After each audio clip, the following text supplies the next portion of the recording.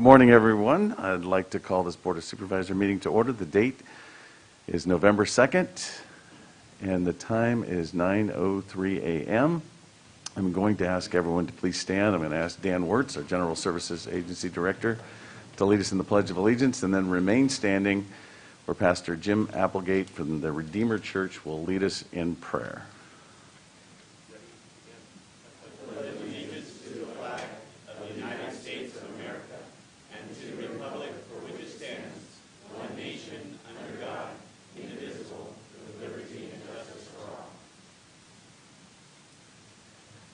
Will you join me in prayer? Father, we want to say thank you for your goodness to us. And in this month of Thanksgiving, we want to celebrate and say thank you for all the good things that you are doing. Thanks for the people who have served our county for so many years, for those who are being honored today for 25 years. We praise you for their diligence, their expertise that they bring to everything. And we say thank you, Lord. And we thank you for the staff, the supervisors that are in front of me. Pray today that you would just give them wisdom, Lord. Pray that they would know their need for you. They would know that you love them. And out of that, Lord, that they would make decisions that are for the good of all in our county. Yeah, we pray this. Amen. Amen.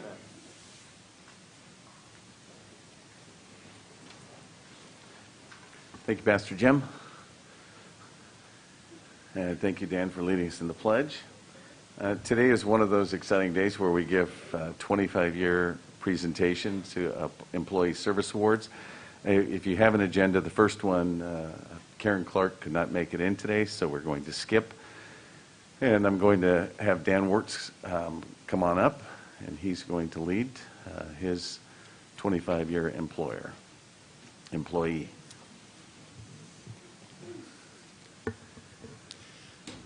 So, good morning, Chairman Chiesa, members of the board, Assistant Executive Officer Mendez, and County Council Bowes. I'm Dan Wirtz, General Services Agency Director and Purchasing Agent, and I have the privilege this morning of recognizing John Reister for his 25 years of county service.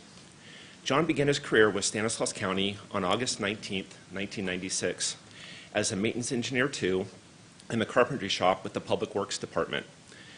John's skills as a carpenter are well known throughout the county, and he is often requested by departments to build needed furnishings for their facilities.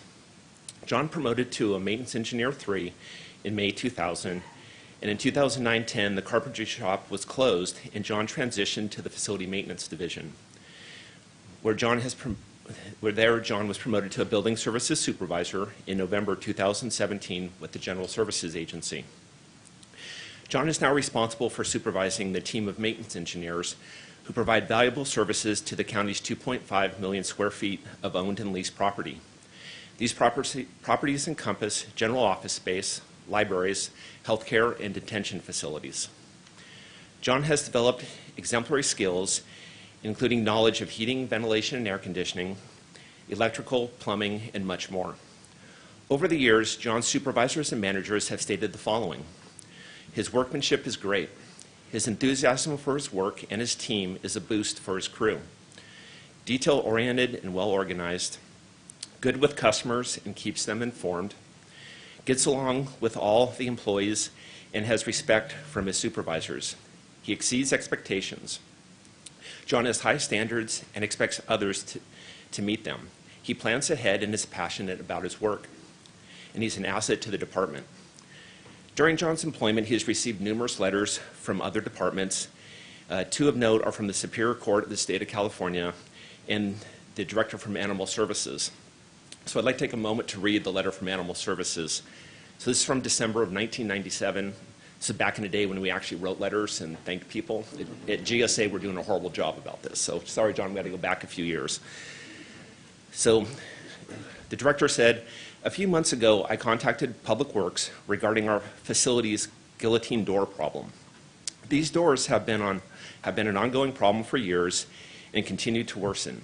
A few days after I talked with Public Works, John arrived and reviewed the situation.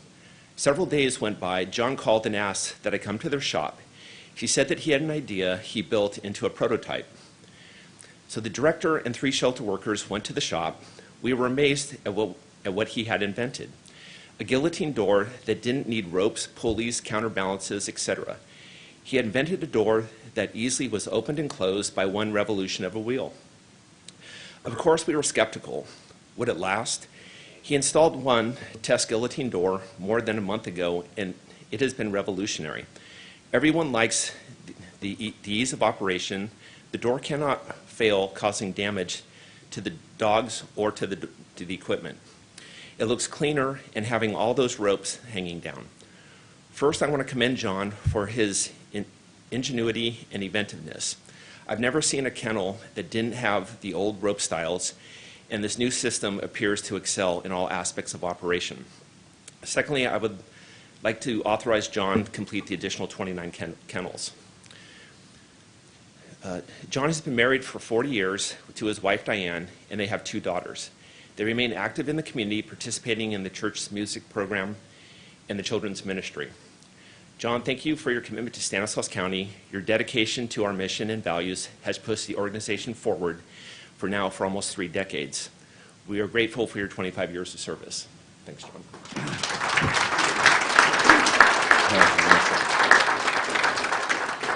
Hey, good morning, John. Good morning.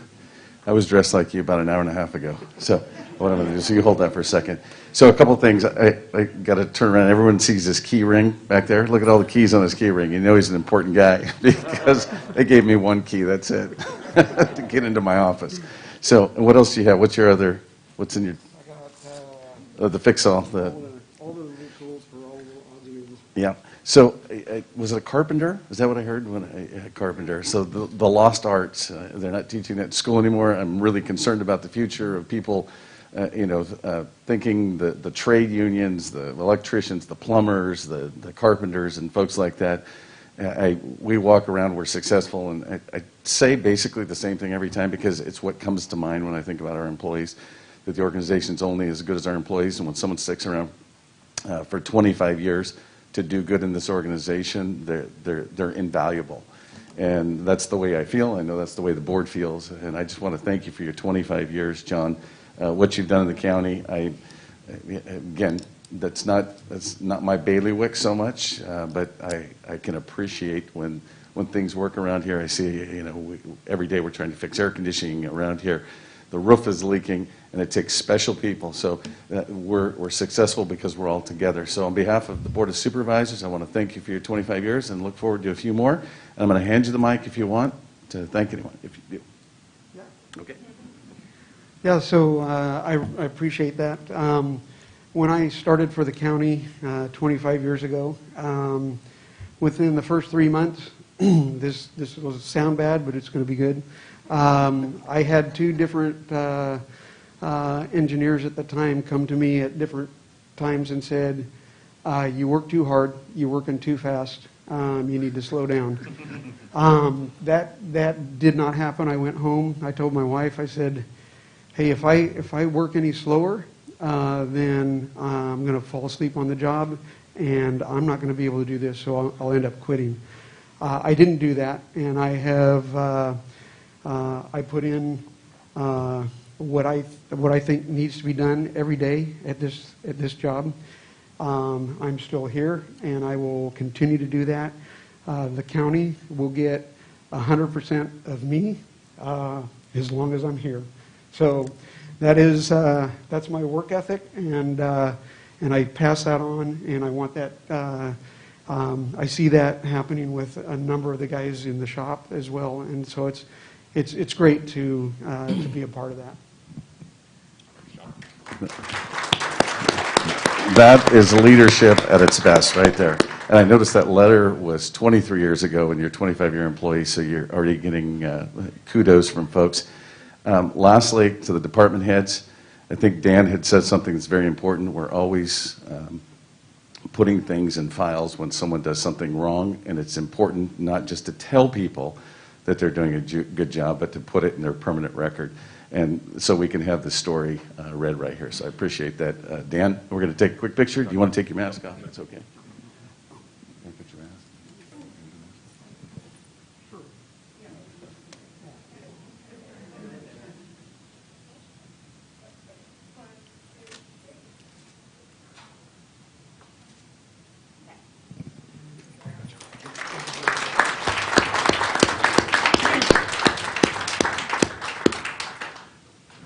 Next up, we're going to have Shannon Essenwein is going to be presenting.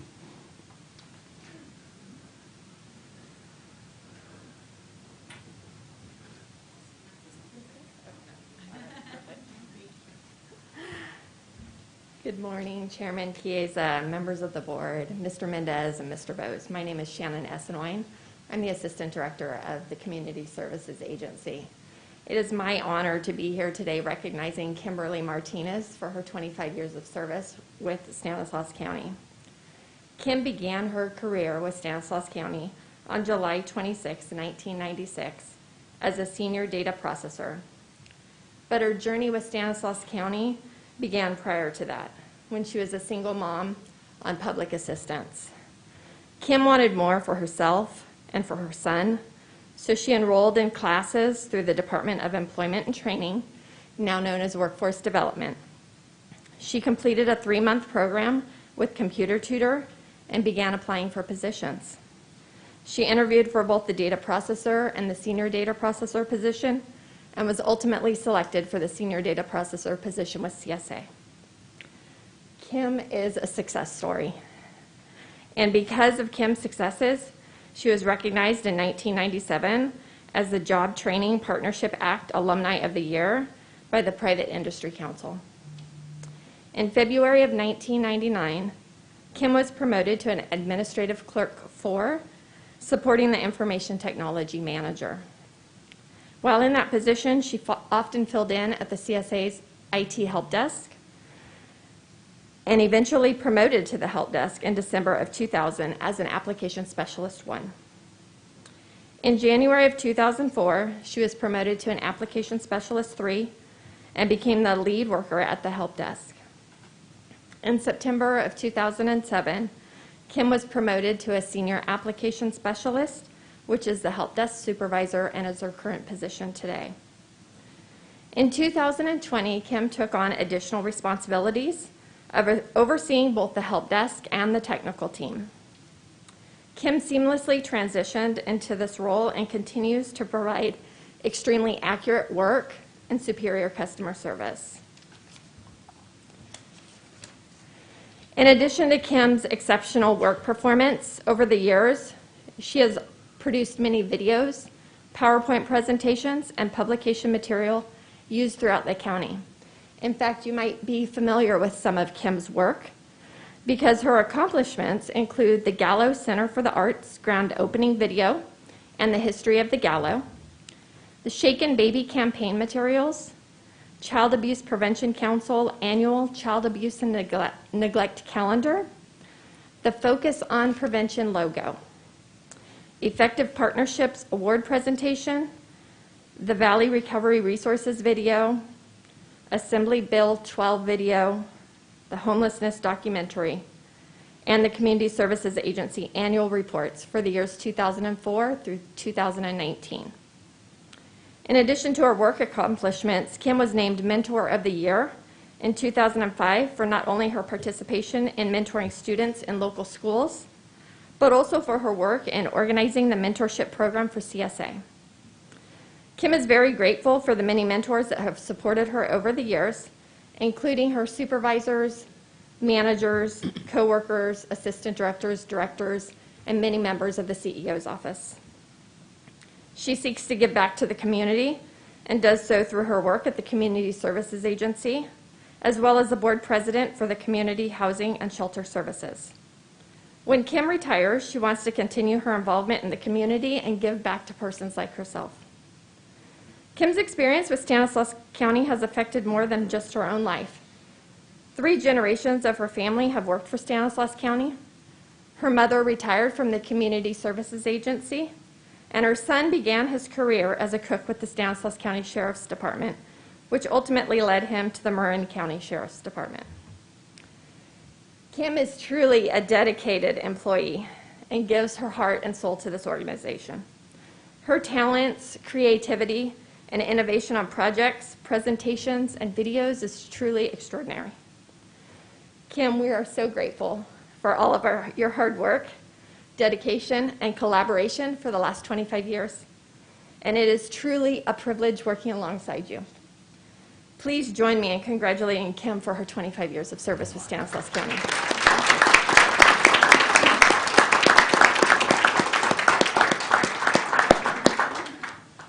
Holy cats. So, if there's 4,500 employees in Stanislaus County, 4,000 of them know who Kim is. It is amazing. You're infectious. You're always smiling. I've never seen you not helping people. Keith Boggs should be here because the Mentor of the Year. We hold that near and dear to our heart, that program. Talking about giving back and how important that is, that we as a community, if we want to make our community better, how we all give back. But tremendous amount of work, and that was one of the nicest written soliloquies I've heard. Thank you very much. So again, on behalf of the board, I'm just so impressed with everything you've done, and I know you're continuing to do. I didn't know, I loved hearing that your family, there's 3 generations working for the county. That's pretty exciting too, because it wouldn't have happened if your mother didn't have a good experience, right? Actually, I was first. You were first, okay, second, okay. I see everyone shaking, okay, got it. So again, on behalf of the board, congratulations. Thank you so much for everything you've done and will continue to do. And I'm going to hand you the mic because I see you have some family members here. Oh, yes. Well, thank you very much. Yes, I have my son, who was mentioned in the presentation, and my mom, and my husband, who, this must be a big special occasion because he never takes off work. He's going back right after. So my family, I also have really good co-workers who I consider friends spread throughout the audience. And I just want to thank, like I said, Stanislaus County gave me opportunities as a single mom all the way till where I am now. So it's about giving back, and I really appreciate and thank all the people, all the mentors and opportunities I've had. So you're the one that's giving the opportunities to everyone. I can tell by your leadership, and I'll take the mask off.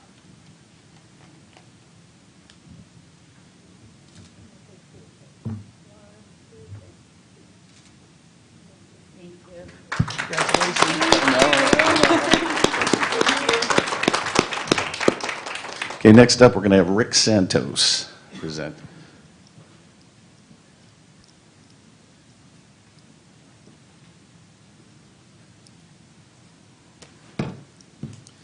Thank you, trustees. Thank you, Mr. Chair. So unfortunately, I can say that I didn't get the opportunity to work with Teresa as much as my 2 predecessors here. But I have gotten to know her over the last few years that she's been at Stan Sarah, and I know that Teresa is a very valuable member of the Stan Sarah team. She interacts with the public a lot. We get nothing but positive comments from the members when Teresa deals with them. She's always at work. She's always at her desk. She's usually the first one at her desk when I get to work, and she beats me to work, and I generally beat her out the door most of the time too, so she should be commended for that. But I've talked to Teresa for the last few days, just kind of trying to get to know her a little better and find out a little more about her. And just to give you a little anecdotal history about Teresa, she was actually born and raised in Santa Barbara, California. And she tells me that her claim to fame is that she went to school and church with Kathy Ireland. And if you didn't know this, I'm also told that she gave up a fledgling career in acting and modeling so she could come to work for Stanislaus County and be a part of this great team that we have here. So she started her career, I believe, in 1996. She started in the probation department. She was hired as an admin clerk 3. She then, a couple years later, went to the district attorney's office where she was promoted to a legal clerk 3, I believe, and then eventually she was promoted to a confidential assistant, which is what she was when she transferred over to Stan Sarah several years ago. Teresa, as far as I know, is very active in the community. She spends a lot of time in the Houston community in baseball, football, youth baseball, football, and also with the Boosters Club.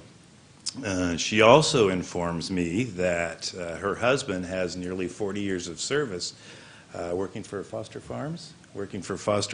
So if she's anything like her husband, you might as well get the 40-year plaque ready to go in 15 years, and we'll be up here again doing this. And the last thing I want to say about Teresa is I'm a big sports fan, and I can tell you right now, Teresa is too. She rivals probably most of my friends in terms of her sports acumen. She's a huge Giants and Warrior fan. And so not only do I get the pleasure of seeing her perform great work for Stan Sarah, but I also get the pleasure of chatting with her and opining on certain sporting events as they take place. So I want to thank you very much for your service to not only the county, but to Stan Sarah. If what you've done at Stan Sarah is any indication of what you've done in the past for the county, you're a very valuable employee, and you should be appreciated, and I thank you very much. Thank you.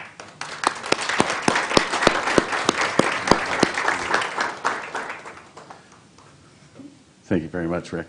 So first of all, I wouldn't brag if she beats you in and she's there when you leave. I wanted to start with that. And you have the same characteristics of Kim. You're always smiling. Every time I've been into Stan Sarah, you're pleasant, you greet everyone, and it's always great to hear. I didn't know you worked in the district attorney's office. 20 years almost. For 20 years, okay. Because I haven't been here for You never 20 committed years. a crime, right? Yeah, that's right. We'll talk about that later. So, and then for all you folks, Kathy Ireland, because I saw some people think, who's Kathy Ireland? And Terry said, he texted me, he said, 1980, cover girl in Sports Illustrated. So he knew the year and everything. He didn't text me. That was a lie.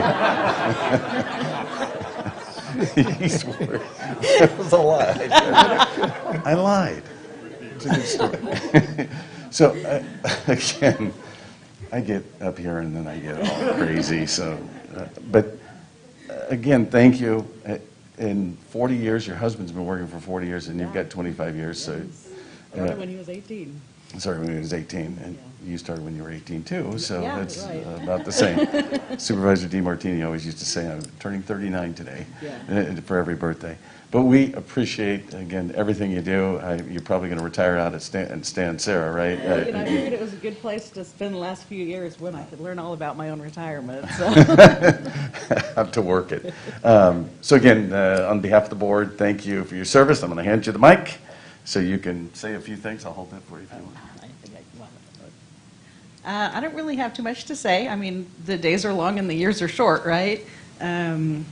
I have made some of my best friends here, lifelong friends. Thank you for coming, Rob, Sarah, Donna. Birgit, I know, probably have to be here anyway, but it's a pleasure to have her here since I worked for her for so long.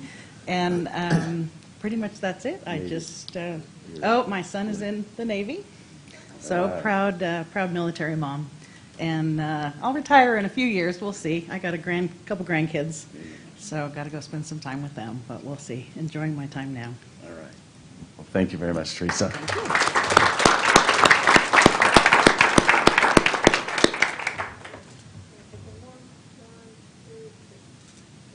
Thank you. Great one.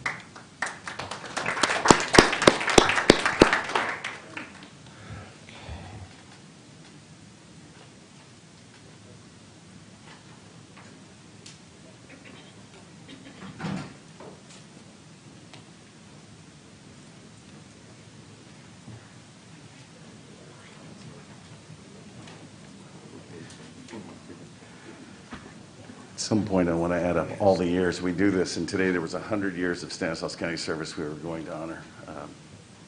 If all four had been here, we must have a few thousand years of service, which is pretty amazing. I think I left my agenda down there. Yes, I did. Thank you again, all who showed up. So we're going to move on to item 4, update related to the 2019 novel coronavirus COVID-19 emergency. And I'm going to turn it over to, and I should say, you might recognize Raul Mendez is sitting in for the CEO who is out of town. And we had, Patrice had sat in one meeting, and now Raul is sitting in today. So it's a great experience for everyone. We're glad to have him. You want to introduce or? Okay, so we're going to turn it over to Dr. Wei Champagne and Marianne Lily Tengowski.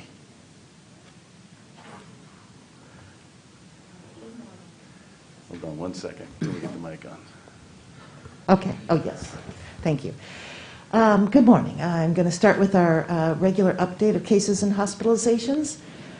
So here is the epi curve I show each time with our blue confirmed and our green probable.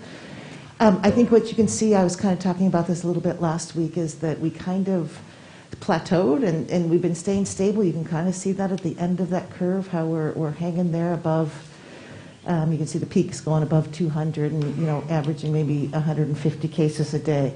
As we look at our case rate, 7-day average, 7-day lag, it's a little easier to see how the case rate has really kind of plateaued and stayed above 20 for about the entire month of October. We really aren't going down. So not sure what that means. Hopefully this is temporary and we'll move and come down again, but this would not be a good place to start going up from again. It's really quite high. I thought I'd bring back this graph, but I haven't showed it for a while. This is on the first page of our dashboard. So if you open up our dashboard, this will be there with some vaccination information. This is our case rate for fully vaccinated in the dotted blue line at the bottom, and our not fully vaccinated, the solid blue line.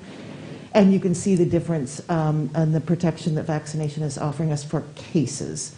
This is just infections and cases. This isn't hospitalizations and deaths, but they do look similar to this graph.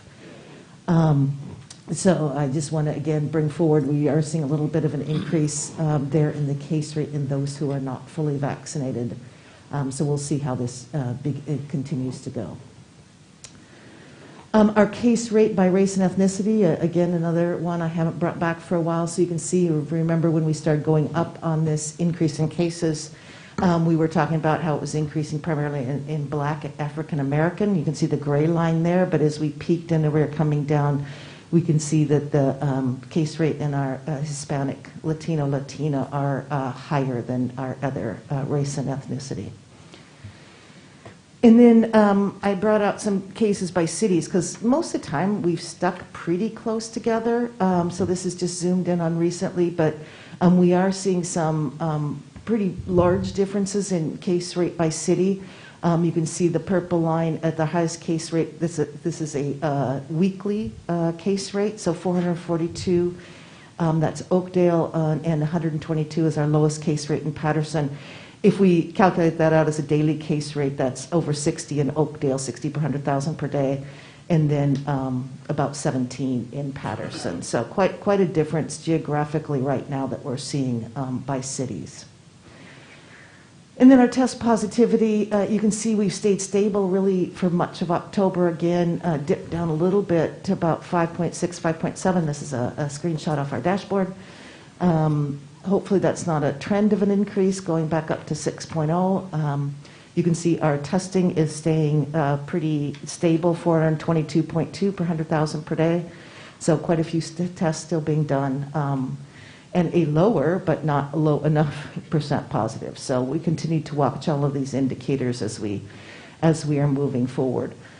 Here's our graph of hospitalizations and deaths, and unfortunately you can see we had a pretty good increase over the weekend. You can see that last little orange dot in hospitalizations. It was under 140. We haven't been over 140 since early October, so that was discouraging. Our ICU, COVID in the ICU is staying stable, as you can see by this graph. So we're going to continue to watch all these, not moving in the right direction, hopefully not, showing that we're starting to increase again. That would not be a good direction for us to be heading. So hopefully this is just a little increase, and we will continue to decrease and see decreasing transmission. It's going to be difficult as we enter the holiday season, I do acknowledge. I'm going to move on to some of our vaccination data. Our vaccines per day, these are doses admitted to all county residents through all vaccinators, and you can see they're staying kind of stable around 700 per day. So there's still about 700 vaccines given per day. With the authorization of boosters, we expected to see some increase and really haven't seen any increase with the boosters. We look at it by age. I did bring this last week. I just keep bringing this one back. 58% of eligible residents 12 and older are fully vaccinated, with another 9.2 partially vaccinated. That means one dose of either a Pfizer or a Moderna. You can see in the increase with age, 65 plus being at least 70% fully vaccinated. As we look at this by race and ethnicity, haven't brought this back for a while, but did hear some public comment last week that the Black or African American was lagging, and that is true nationwide, but that is not true in Stanislaus County. As you can see, actually the race that's the least vaccinated right now is white at 45%. The next least vaccinated are Latina community members at 46.8, Black African American at 49. So we still have a ways to go, but we're not seeing a big leg in Black African American or Latina in vaccination rates. Would like to get them up, obviously, higher than that for more protection. Vaccine coverage by city, I showed this last week. Patterson continues to lead at getting close to 70% fully vaccinated. I did put this in again to say that we do see some correlation between city case rates and city vaccination status. Not perfect, but we do see a correlation, and you can see that the higher your vaccination, your proportion of population vaccinated, we are seeing lower case rates. And then I haven't brought this. We brought this back very, very early on, but I thought I'd show, this is my final slide, talking about who is vaccinating in the county, and this is total vaccines given throughout the entire time. So Stanislaus County Public Health, we did a great deal in the beginning. We are not by any means doing the vast majority of vaccinating anymore. Most vaccines are being given through the pharmacies. Kaiser, you can see Kaiser has given an amazing amount of vaccines, being number 2 in the county. CVS, Walgreens, Rite Aid, we do know that they're vaccinating our Sutter Gould and Sutter there, Modern Urgent Care, amazingly, Golden Valley Health Centers, those are both in the 40,000s, I believe. You know, that you see the Walmart, Save Mart, OptumServe are some of the people we work with to offer vaccines. Our Safeway stores, DMC, Patterson Family Pharmacy, who's been a great partner as well, All Care IPA. These are just the top ones. These are the ones that are 6,000 or more for the entire pandemic of giving vaccines. And these just really want to bring them forward and thank them all for the amount of work they've done getting vaccines out to the people in our community. And I will turn it over to Mary Ann. Thank you. The list that Dr. V just showed, I think in every case, an individual from the community can get to one of those locations through My Turn, whether it's an appointment right in the My Turn system or whether it's a link into, like with some of the big chain pharmacies. So trying really hard to make it as convenient, as easy as possible to get an appointment. So continue to encourage individuals to do that. I took this off of the CDC website. I understand that there's been some question in the community about the vaccine comirnaty. I always have trouble with this word. It is the same as Pfizer. So there was some question apparently if this doesn't, we don't have this locally. It's a new name. I don't know why there was a new name, but it is the same thing as Pfizer, and so it definitely is available in our community. Okay. On monoclonal antibody treatment, first thing I want to say is overall vaccination is really the key to our moving forward to prevent further spread and to end the pandemic. But for those that unfortunately are exposed or have mild to moderate, this treatment is available, and we've been working. Public health doesn't give treatment. This is really, it's one-on-one. Not all individuals are eligible or be appropriate, so it's really based on an individual health care provider decision. But what we've been trying to do in public health is to get access expanded in our health care system, and we continue to do that. One real improvement that happened since last week, Dr. V had worked with the California Department of Public Health about trying to expand, and CDPH is stepping in to help add additional staffing. It's a work in progress, and I think over the next week or two we'll see more scaling up. We're going to be continuing to promote this through the healthcare community to make sure that we are, that the eligible patients, the right patients that are going to the right places. I mentioned before that there are different reasons to give, and not all providers are giving it for the same reason. So there really needs to be some healthcare provider involvement in that. So that's what we're working toward. I just wanted you to know that we are making more and more progress, and I think there will be more access as we go forward. If there's questions from the community, we put this up to make sure that folks know how to reach us, how to get to our website. We continue to update, to post. We, again, try not to duplicate, so we'll have links to other sites like CDPH and CDC, but encourage individuals from the community to seek more information through our website. And then finally, on our website, we do a newsletter. There, folks have subscribed. You can subscribe to the newsletter through our website. There's a location for the community to ask questions, and then those questions and those that come in through our call center or other outreach develop the content for the following week's newsletter, so that we're trying to be responsive to the community and what the questions are. And that concludes our presentation this morning.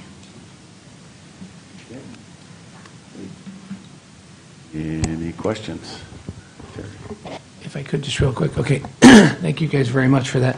So Mary Ann, you and I talked about it. I forwarded you some information, and Julie, I forwarded you some information. We haven't talked about this, and it's all about the monoclonal antibodies and the treatment there that's available out there. And I learned actually from Patterson Family Pharmacy, my niece, who's a pharmacist, PharmD there, that they're actually providing these treatments, the monoclonal antibody treatments, and that pharmacists are allowed, without a doctor's order, a pharmacist can order and administer this monoclonal antibody treatment, which I thought was great.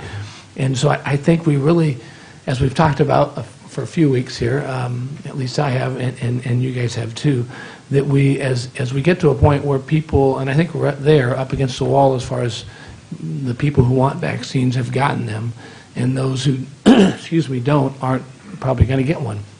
And so I think if our goal here is to reduce hospitalizations and deaths, right, of course that's the ultimate goal of all of us, this is a treatment that's available for people who, whether they've got the vaccine and gotten COVID, because that happens too, I guess, or people that haven't gotten the vaccine and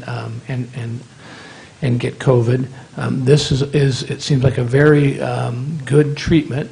Again, this is just the fact that pharmacists have been authorized to be able to order this and administer it. I think it has a lot of possibilities for it to help.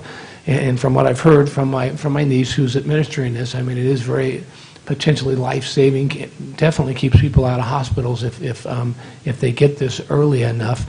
And so I think I know we push so hard for the vaccines, and we continue to do that, and I think that's great. But as you said, Mary Ann, we really need to get the healthcare providers to be able to, because it seems like right now a lot of times people just go home. You test positive, you go home, and you sit at home and you hope you don't go to the hospital and end up getting severe in the hospital. And so if we could, instead of having people go home, have them go to their healthcare provider and them be willing to then prescribe this, or if they're not, like I said, there's pharmacists who will do this because there seems to be resistance out there to this. I don't understand that, but it is something right off of the CDC, the FDA. They're the ones who have authorized these pharmacists to administer this. I hope we can do all we can to try to encourage people to, whether you have the vaccine or not, if you get COVID and it starts to get bad, it needs to be early, but if you can get this monoclonal antibody treatment, which is out there, and I know we have about 9 providers, and it's hard for people, I think, even to know where to go. I mean, I got the permission from my niece that Patterson Family Pharmacy is doing this if they want to. If people feel like it starts to get bad and they're sitting at home and just waiting to go to the hospital, basically. I just don't understand why we're not encouraging this more to get people out from going to the hospitals and from dying. So again, I know we got to push the vaccine. That's great, but there's a certain amount of the population. The reality of it is that are not going to get that vaccine, And again, even people who have gotten the vaccine that get sick, this is a treatment that we really have got to get our public health sector, our doctors are out there and making people aware of this, and this is a possibility, instead of just sitting at home in your closet waiting to go to the hospital or hoping you don't go to the hospital. So anyway, I just wanted to throw that out there again. I know you're working on this, Mary Ann. I know we've talked about this, but I just want to encourage it as much as we can. So we're not going to give up on vaccine. No, and I'm not asking you to give up on there- vaccines, but there is, I mean, we're just to a point that there's people that aren't going to get it. Understand, but there are still individuals getting the vaccine every day. So I want to know that there are still individuals getting the vaccine. Right, and there's people But that- I agree, there are some that Right. aren't going to. And even people that get the vaccine are still get sick from this thing. You know, this is a possibility that really just needs to get out there. Yeah, and I think the key, so much has changed for over the course of the last many months when it comes to monoclonal antibodies. When it's appropriate, the supply, the observation time, where it can be. There's just been a lot of change. So No, I think I get that's it. a part of what what you're viewing as reluctance. And I think from public health's our role, I think really the best thing we can do is to continue to encourage and continue to get information out to the healthcare providers so that they know Right, they know what they can do. So I agree with you, and we are continuing to work hard on that so that members of the community who need that have. I agree, and I'm not pointing any fingers here at all. This has been a learning process. We all know we're learning as we go, but this information is out there, and we know it. We need to, as you say, get that out there as much as we can to keep people from dying from this thing. And this is something that works. So, anyway, I appreciate all you're doing. Thank you. Any other questions? Thank you, Mr. Chairman. Dr. V, Mary Ann, thank you for your report. Going back to slide, the hospitalization and ICU, we have that spike. Now, are these people that are going in and being admitted to the hospital for COVID, or are they there for some other reason and then test positive while they're in the hospital? Is there a separation there? No, I think we've addressed this before. There is not. There's not a way to tell this. The hospital reports to us COVID positive in the hospital. Our definition, just so you know, is a little bit different than the states, which is why you'll sometimes see a little bit of difference. This is people who are actively infectious and requiring isolation. So it's what we are tracking here as a resource use of the hospital, because it requires a room and isolation and gowns and gloves and stuff. So we only track people as long as they're in isolation, but not the purpose for the hospitalization. Okay, so there actually could be people that were there for some other reason and have tested positive. Absolutely. So that could spike. Yes, yes. Okay. Also, schools. I think we had a report last time, but has there been any outbreaks in schools at all lately here in Stanislaus County? Yes. The Yes. Oakdale, besides the one that you talked about last meeting, the Oakdale issue. Yes. Has there any other areas? Do you have like a excuse me, I had trouble spitting that out. A percentage of spread in the schools here in Stanislaus County? No. Do you have that number? So we have cases and we have outbreaks in the schools. Okay. Yes. So what is the man? I'm having trouble with that Percentage, word today. The spread percentage Yeah, there you inside go. the schools. Do we have that number? Well, we post on our website how many people we have in isolation. So those are people who are positive, and how many people that are in quarantine. So the people that are in positive, so spread in schools, we don't necessarily track unless it hits 3 or more. Because that's when it could be an outbreak, and then we make sure they're linked and that there's actual transmission. It's not just 3 people who brought it in from home.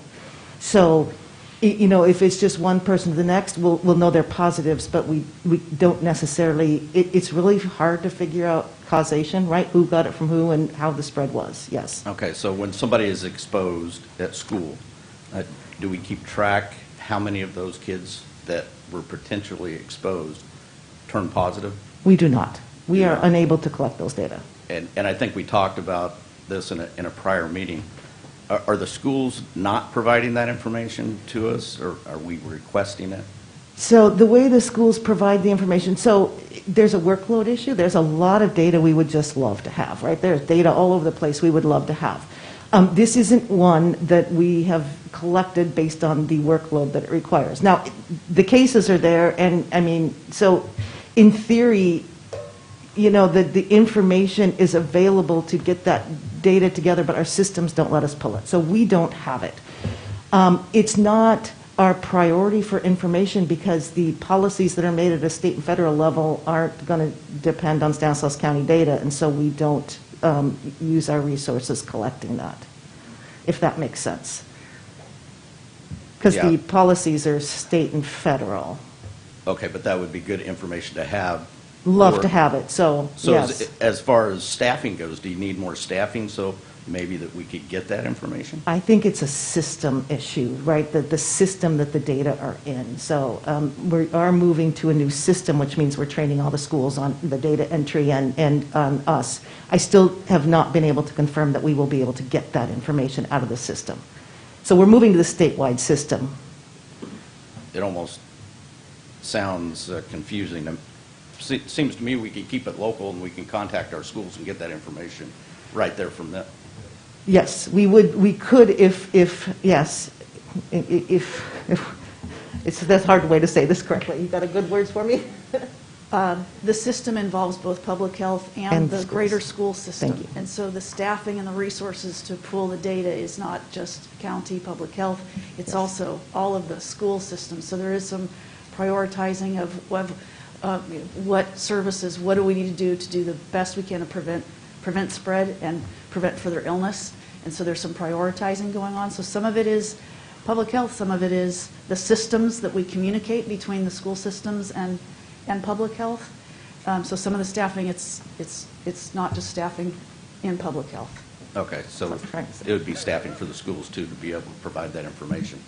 So that would be a conversation maybe for our superintendents to maybe assign somebody, hey, you need to get this information to the county. Yeah. Okay. Everyone gets a chance to speak during public comment, and so, not just you, but everyone. So just let them finish their presentation. No, I appreciate the info. It makes it clear. But Terry pretty much asked a lot of the questions on monoclonal antibodies. I guess, is there still a reluctance from the people that are providing that treatment not to be known? They don't want people to know that they're providing that treatment? Some have asked us not to publicly because they can't. They only have so much capacity in their office, in their practice, and so they've asked that it not be publicly promoted. However, I think that when I said, Dr. V had worked with the state, I think that as we can do more scaling up with that state partnership, maybe there will be more of an opportunity to do that. No matter who these partners are working with, we're talking about schools, we're talking about the healthcare community. We're also always trying to make sure that we're considering what those issues, what those barriers, those challenges are for them as well, to make sure that we are trying to address it in a way that it works and that they don't then pull out and say, I can't, this isn't working. And there are issues. We'll just give you an example. I said that there's, for some it's treatment, for others for others at risk that have been exposed. Okay, well they're not infectious. If you're infectious, if you're part of that mild to moderate, there are different rules around that. Whether it's a negative pressure room, if it's not a negative pressure room, it's in an exam room that you can't use again for another hour. Well, you've got lots of patients. Pulling an exam room out for an hour has workflow issues.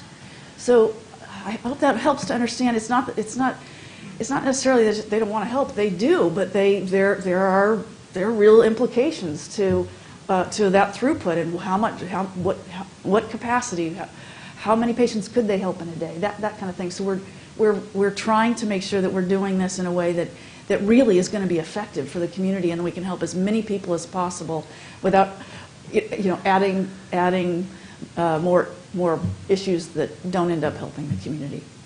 I hope that answered your question. Thank you. Supervisor Condit? Thank you, Mr. Chair.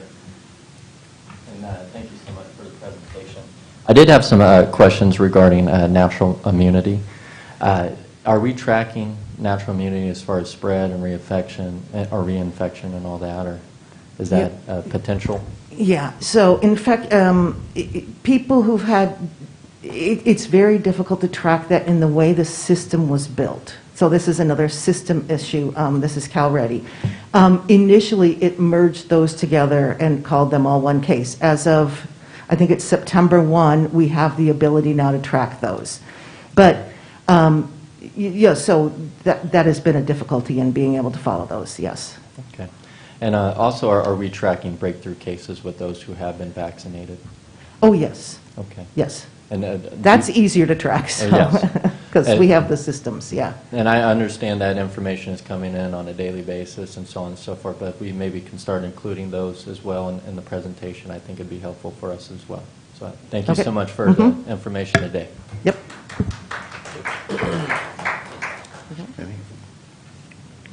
So, once again, I want to thank you. I know very difficult work, and we were on a call yesterday where I get some precursor. We talked about the monoclonal antibodies, the difficulties, and hopefully the state can work through that. I know that that's not specifically, we're not writing the rules for that, but between the vaccination rate, if anyone just saw the two things that are stark, is that Houston and Oakdale are the lowest vaccination rates, and they have the highest COVID case rates. No matter how you slice it, the vaccine first. If you can get it, if you don't do it, then the backup plan has to be monoclonal antibodies, but it's, again, going to be very difficult in that interim. I know I had told Dr. V and Marianne yesterday, we had an outbreak at our work, and everyone's vaccinated, and at least I say that everyone's vaccinated. Every one of our employees are vaccinated. We do have some other labor there.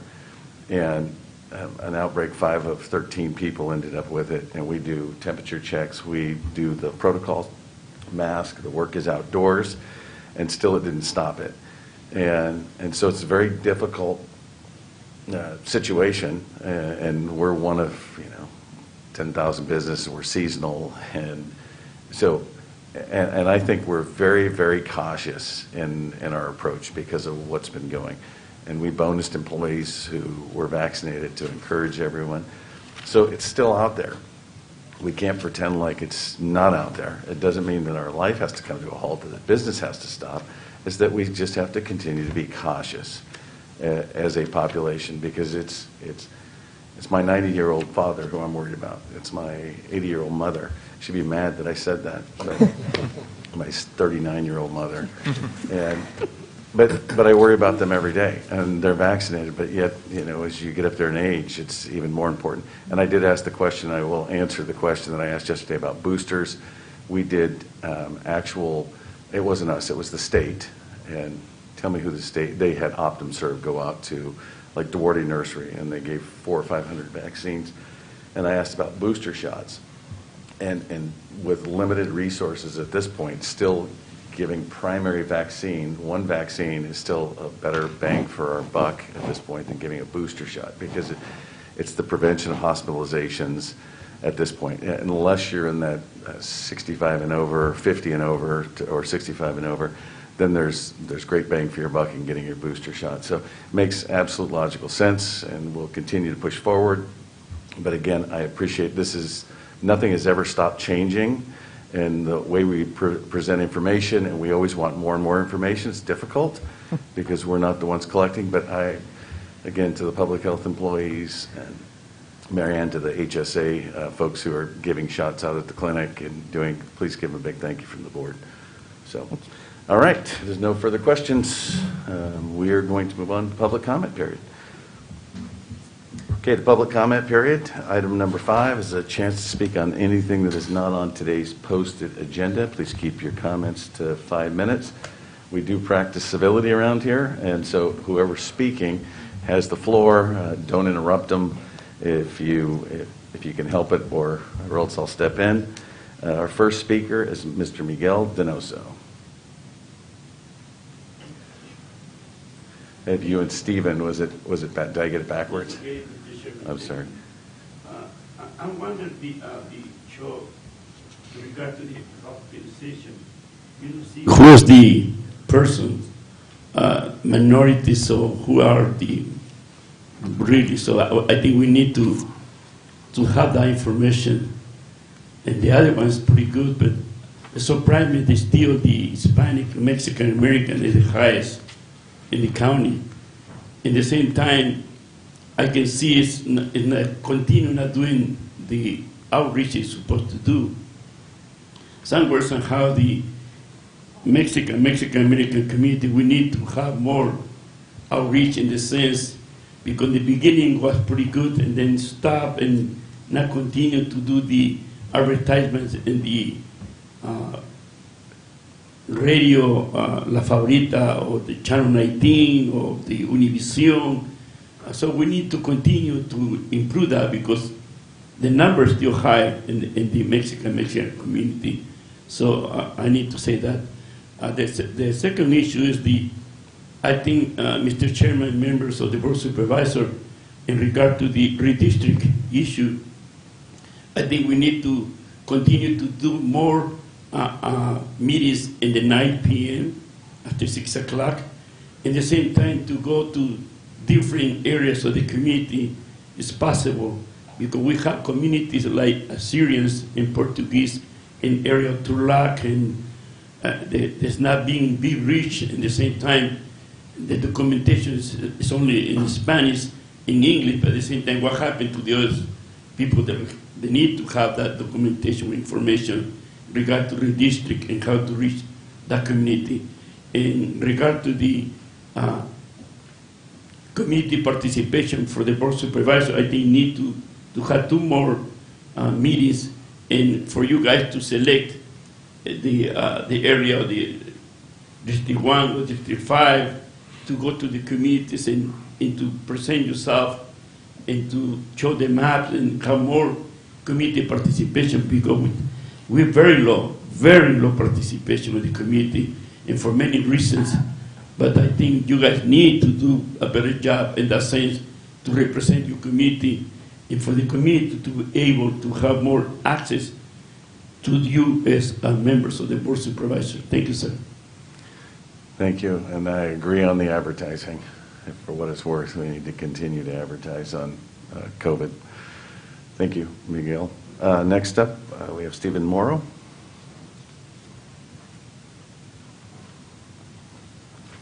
Thank you, Mr. Chairman, fellow supervisors, Mr. Mendez and Mr. Bose. This morning, my comments basically will be addressing the various closed sessions that appear at the end of the agenda on each of the meetings I have attended. But I first have to make a comment. When Mr. Reeser was getting his award, and it was pointed out of his duty key ring he was carrying, when I reported to my first submarine, the duty officer had a couple of keys on his ring, and his deputy, the duty chief, had the big key ring, so you always knew who to go to get when you needed assistance or anything opened up. But my time in the military also showed that there is a need in government operations for some information to be kept confidential.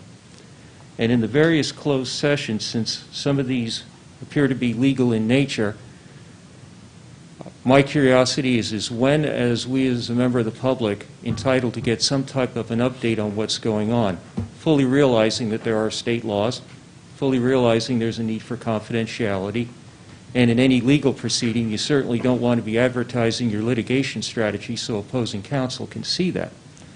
So I just see these at the end of every agenda and just want to know, is there at some point when we can legally get some update on what's going on? And that was my basic question for today. So thank you for the opportunity to speak this morning. Okay, so the council's going to provide you with his number so you can talk offline.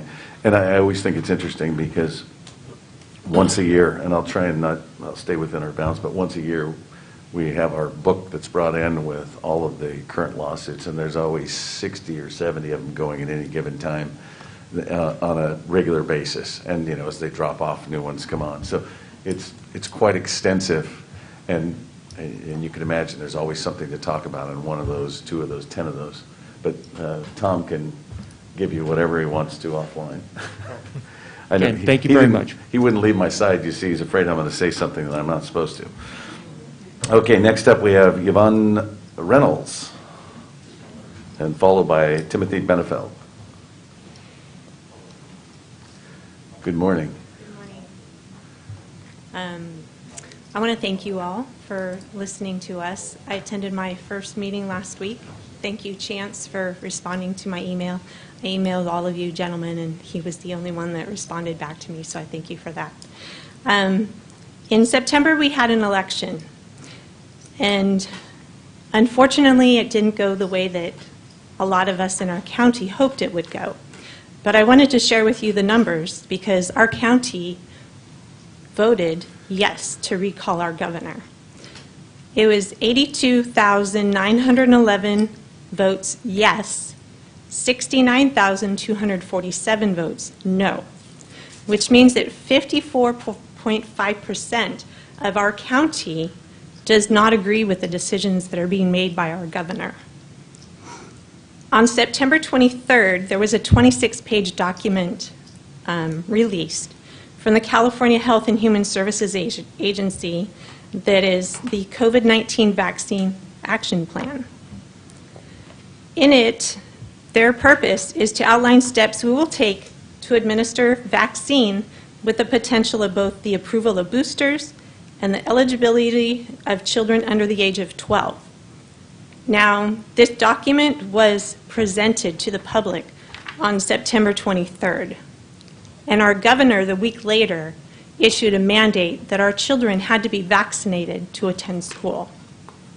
On page 14 of this document, it says that they will work with the CDC and Western States Scientific Advisory Work Group to determine if and when a change will occur to the definition of, quote-unquote, fully vaccinated, in the case this definition is updated given boosters. So we have gone from 2 weeks to flatten the curve to show me your papers.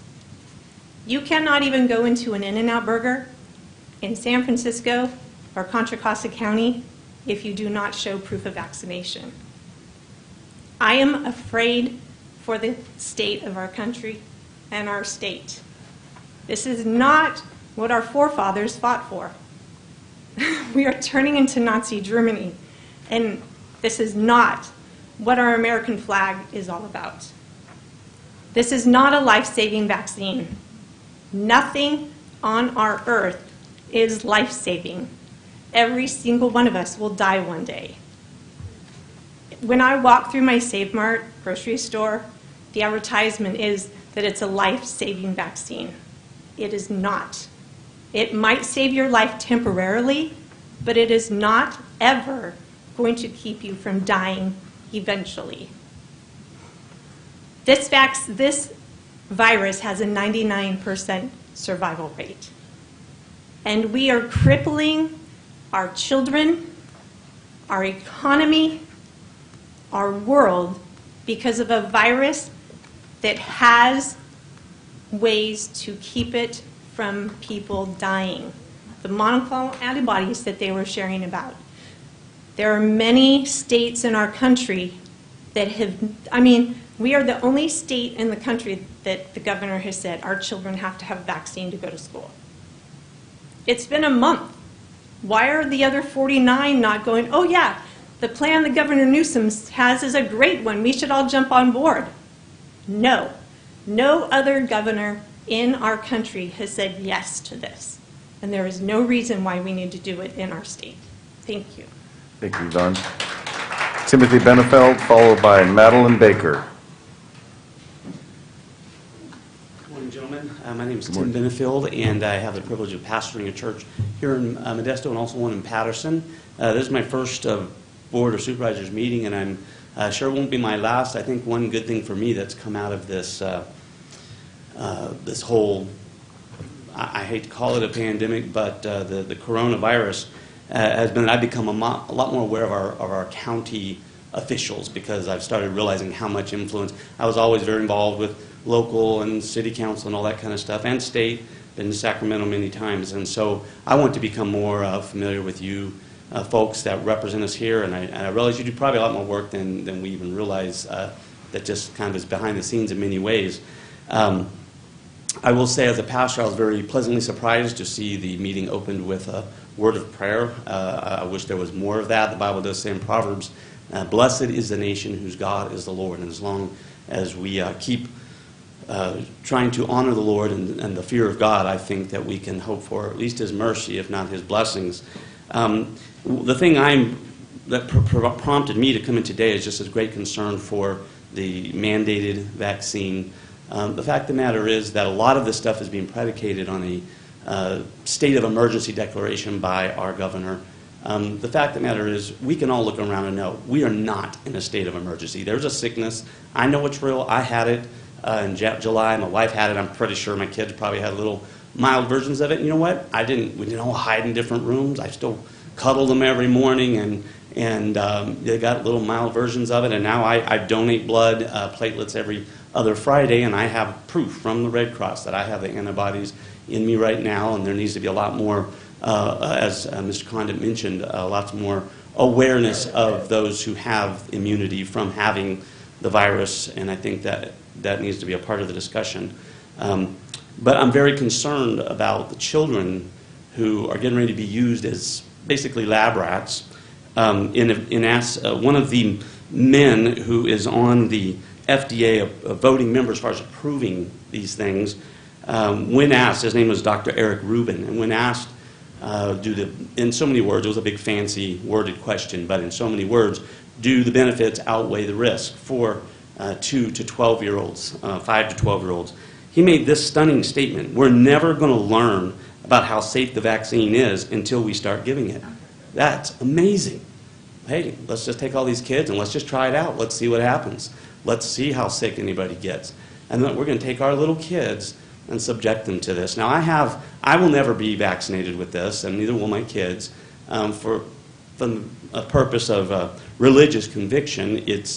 All of these things are a result of testing on aborted fetuses. I could tell you stories about how these things are brought about that would raise the hair on the back of your neck. You don't want to hear it. Some of the vile stuff that happens for this testing, where they take babies while they're still alive and take things from them in order to be able to test on things that are not diluted with other substances. But that's for another time. I will say that there are a lot of times people will say, well, if you're not a doctor, you shouldn't be talking about this. I had a family member recently say, I don't want you guys talking about this. You're not a doctor. Well, listen, there are a lot of doctors who are talking about it, real doctors, and they're being shushed and kept under wraps and kicked off of YouTube and Facebook and everything else. Here is Yale epidemiologist professor, Dr. Harvey Reich, and he's the most cited epidemiologist alive today. And he said this: he would pull a healthy child out of public school and homeschool before he gave them this vaccine. And so this is not just some quack somewhere. He teaches epidemiology at Yale. He's a respected man, and he knows what he's talking about.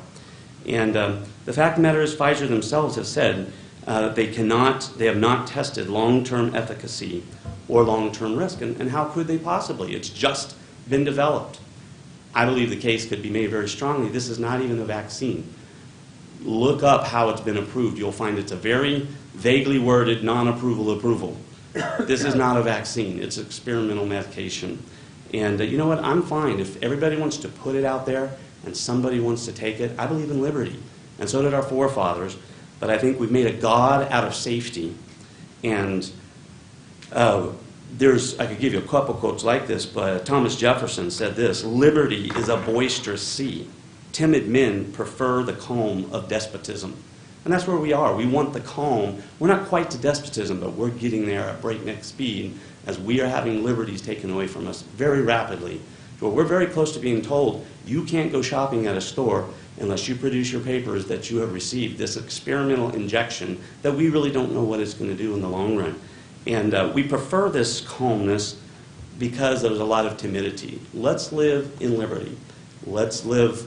I believe we should take precautions. I have older parents, and I pastor 2 churches, and both of them have a number of a number of older folks in them, and we've taken precautions. We've started live streams so that they can watch online and all of that.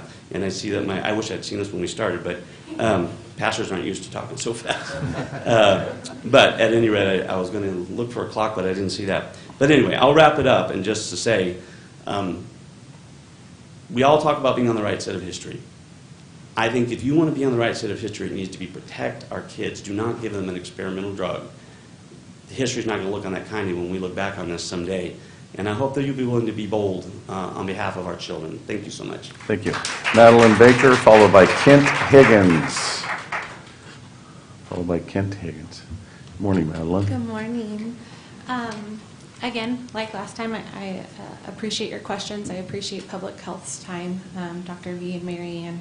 I know you guys have been asking more questions and kind of putting them on the spot, and that's hard to just answer as eloquently as you want to. In regard to what I don't know if it was Dr. V or Mary Ann had said about the data in schools in regards to quarantine, and that's a CDPH thing. If we don't have our county's data on the close contact outbreaks, I'm wondering if other counties are collecting this data as well, or if our state is just doing something without any evidence on it. That was just something from the notes. But I had something else prepared for today, but a community member asked me to share a letter that her 10-year-old daughter wrote about her younger sister and their experience with what they believed to be a vaccine injury. So I was just going to read that for you both because they had asked me to. It says, "Hello, I am Ava, and my little sister was vaccine injured. It all started when my sister was 2 and I was 4. We were sitting on the porch on a nice fall day eating McDonald's. My sister didn't eat much and she was running around in the front yard and I was still eating with my mom. She came back to the porch and the next thing I know, we are running around to our neighbor's house because they are a nurse and a fireman. We heard ambulance sirens and the firemen's trucks and ambulances came. I watched as my little sister was being rolled away in an ambulance while I stayed back with my neighbors.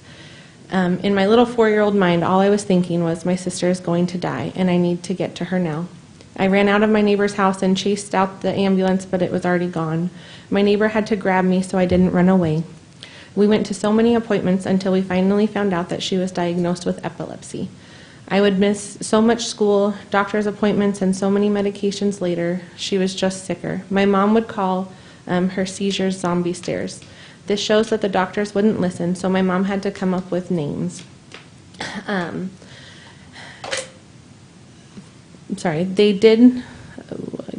So my mom had to come up with names. 3 years later of nightmares, doctor's appointments, and medications, my mom decided to take my sister off of medications.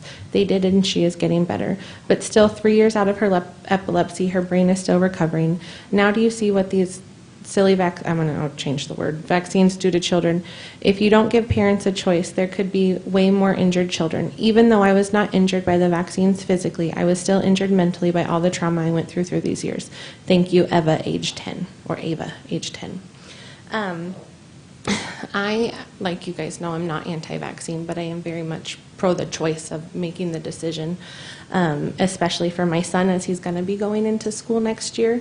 And on the COVID-19 website, like I said, those under 18 make up 22.5% of the population, and those in this age group who have died from COVID-19 make up 0.1% of that group. Not 1%, but 0.1%. At the last board, as a nonpartisan group, you represent the community, and I believe while there are differing opinions in regard to the vaccine throughout our community, I feel regardless of political preference, everyone just wants to have a choice. At the last board meeting, I asked the board to write a letter to our governor opposing this mandate in regard to the mandatory vaccination of our children. If you do not feel comfortable opposing the mandate specifically, I ask that as a board you write a letter to the governor in support of parents having the choice on whether or not to give their child the COVID-19 injection like the parents of all other 49 states have. Thank you. Thank you very much, Madeline. Kent Higgins, followed by, and before Melissa, before I have you come up, I have some emails that I have to read, and then I'll have you come up. Thank you, gentlemen, for letting me speak tonight or today. I have to apologize to the health officials. Last time I was here, I insulted them. I know they're trying to do their job, but it just seems to be one narrative all the time. Get the vaccine, there's nothing else to do. Okay? The Lancet, the Lancet study, if anyone knows about the Lancet study or the Lancet journal, it's the most prestigious scientific journal probably in the world. And the Lancet acknowledges that the efficacy of the COVID vaccine is around 1%. That means all the vaccines are under 1% efficacy. Okay? This is the most prestigious scientific journal probably in the world. You talk to any doctor, they know this. This is just coming out, so this is more information for us, right? The latest Lancet study exposes limits of vaccines at preventing COVID-19. The Lancet has just released another study comparing the efficacy of COVID vaccines to the efficacy of protection provided by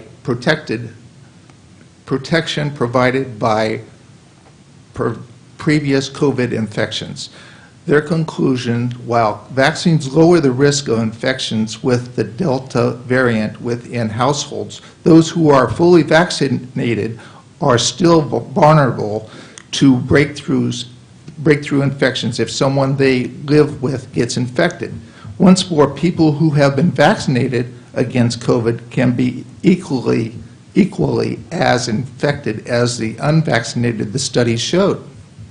The new study, which was published Thursday in the Lancet, the British Medical Journal, that publishes some of the earliest research on COVID, is one of the few to use detailed infection data from the actual examples of household transmission. And it showed that we note above, the viral loads of both vaccinated and unvaccinated patients infected with COVID are broadly similar. That's 1%. 1%. Just let that sink into you. Okay, I'm very emotional about this, so excuse me for this. This is a very emotional subject for me. I'm normally not like this. I'm very calm. And I do apologize to our medical staff there. Okay, this is really something too. I came across this. Dr. Robert Malone, the inventor, he's the inventor of the mRNA technology, said, "You cannot vaccinate your way out of the pandemic. The virus is going to become an epidemic which circulates just like the flu. Most people get the flu twice every decade.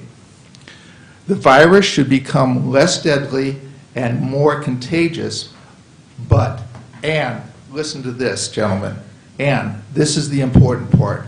If we over-vaccinated, this is one of the authorities on this, if we over-vaccinate, we create more deadly mutants. We create more deadly mutants." That is what Robert Malone said, the inventor of the mRNA technology vaccine. Thank you for letting me speak. Thank you very much for coming in. Okay, on the same subject, we had emails sent in from Lorena Dubitsky, Melissa Baxter, Heather Reyes, Leslie Jaquez, and Take a Stand Stanislaus. Again, very similar, the opposition to vaccine mandates. And then last, and I think I said Melissa, it's Melinda Scraton is up next. She did send an email in, but I think she's going to talk about it. That was just backup information for the board to look at. Good morning, Melinda. Good morning. How are you guys? Very good. So good morning, Commissioner, members of the Board of Supervisors, trustees, and community members.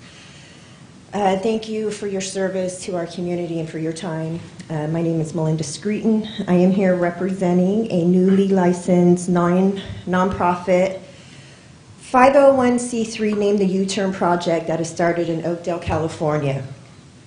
We are fully licensed and registered with the Secretary of State and the IRS.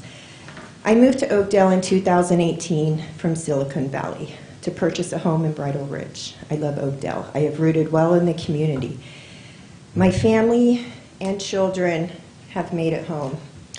I bring with me a concern and a solution from Oakdale and its community members. The concern is that there is just not enough substance abuse rehabilitation and mental health wellness assistance in Oakdale specifically. What brought me to this meeting was to express this concern. The journey of bringing help to my community started about 3 years ago. I took in a homeless 16-year-old teenager off the streets of Oakdale. She was not in school, she was in trauma, and she needed a lifeline. My assistance to help her and her mother get substance abuse treatment has not been successful. It's now been 3 years later, and her mother is still on the streets.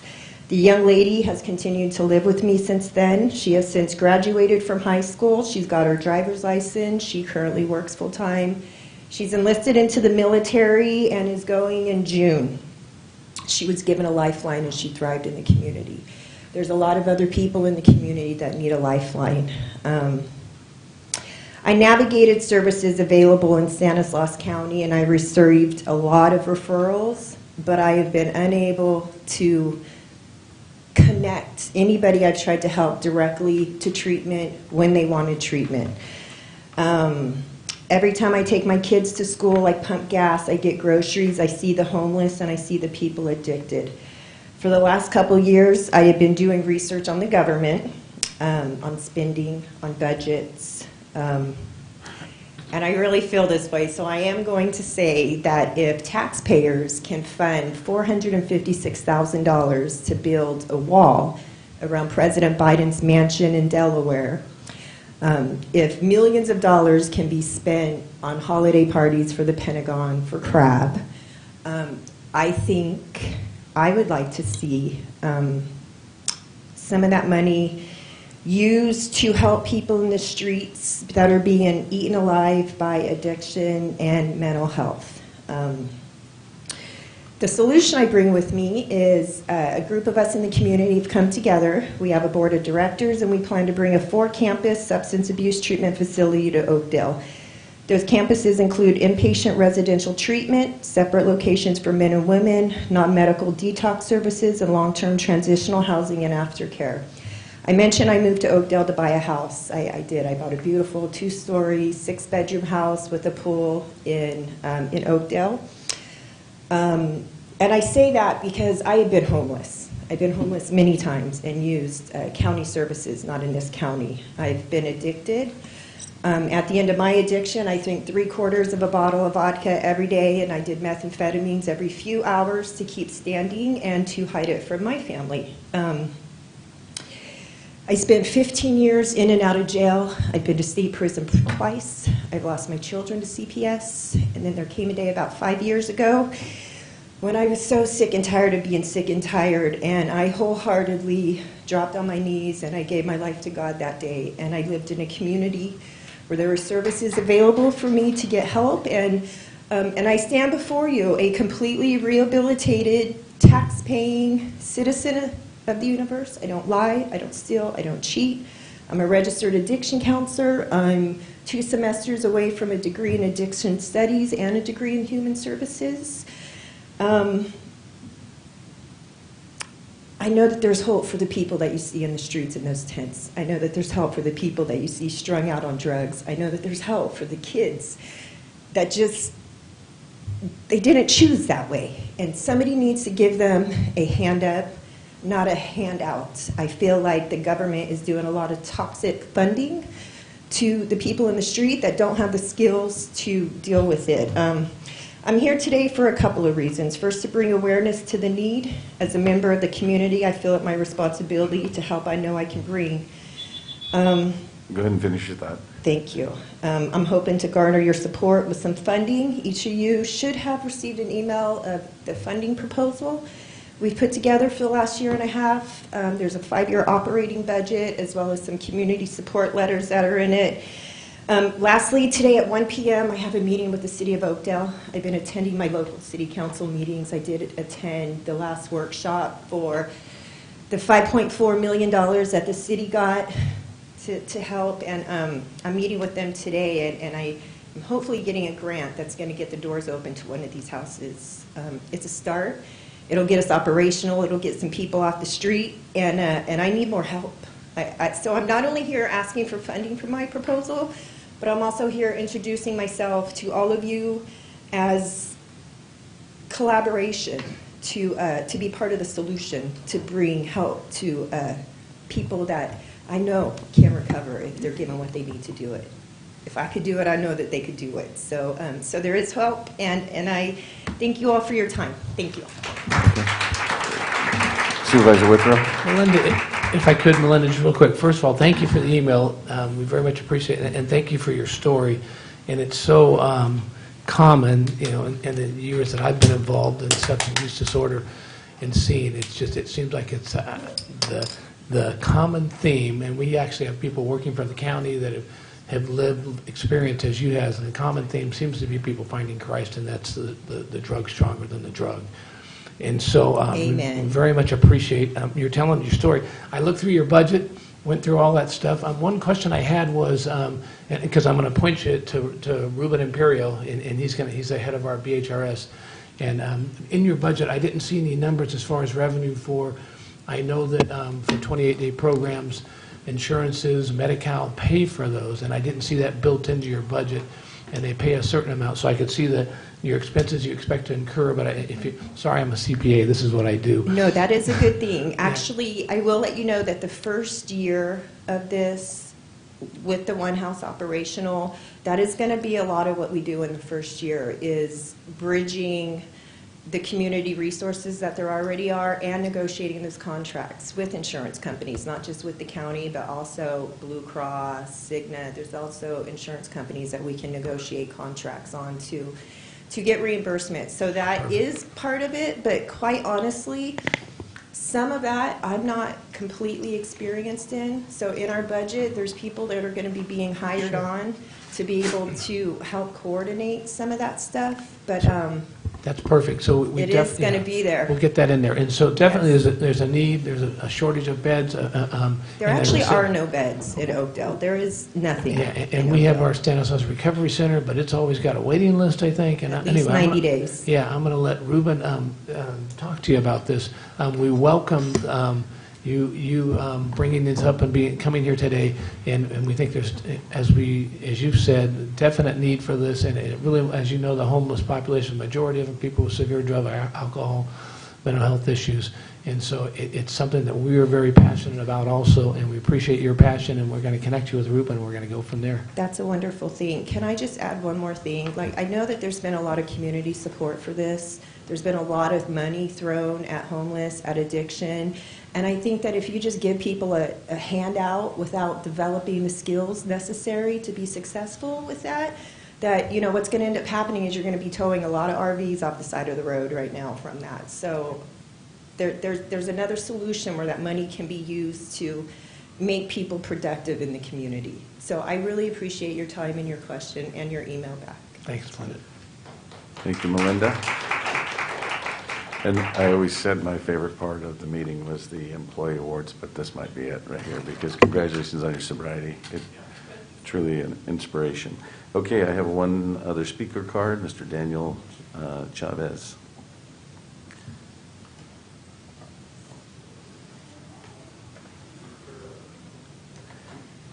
Morning, Daniel.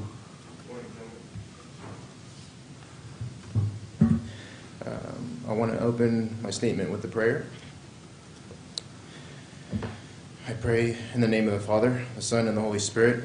Heavenly Father, we thank you for today, for all you do and give us, your Son, and the virgin birth, his life, his death, his resurrection. We thank you for your continued blessings, Lord, your outpouring in our lives. It may seem that these current struggles aren't blessings. We will continue to give thanks because you have not forsaken us.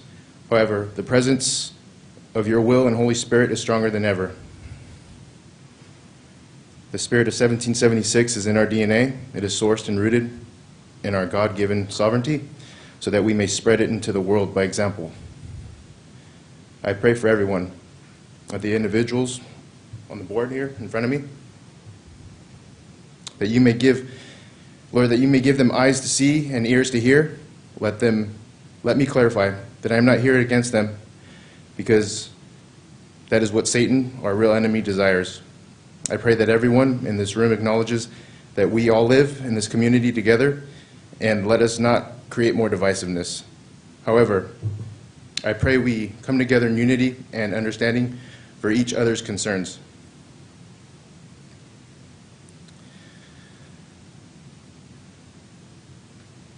Again, we are not enemies, but rather the neighbors created equally. Heavenly Father, I thank you for this country that allows us to speak and entertain dialogue, that allows us to fight when we need to, politically, morally, and constitutionally. Amen. My intention today is not to blame. However, it is my moral and civic duty to communicate my grievances. As Martin Luther King Jr. said, one has moral responsibility to disobey unjust laws. I also have a speculation I would like to share concerning the individuals of authority and board members here and across the nation. It appears to me, and I speculate, that some are either ignorant or even worse, complicit to this malevolent agenda of medical tyranny. There comes a time in history where Rubicons are reached and precipices are encountered. We are now at that crossroad. It is time. You must choose what side of history you want to be remembered being on. Let me again clarify. We, us, in this room, aren't the enemy. Good news is, many of us know exactly who that enemy is. He goes by many names. One of those names is the Great Deceiver, better known as Satan or Lucifer. If you've wondered how thousands of Jews were shipped off in trains to concentration camps with no resistance, let me inform you that it was accomplished by promising safety and security and a better life through deceptive lies and propaganda.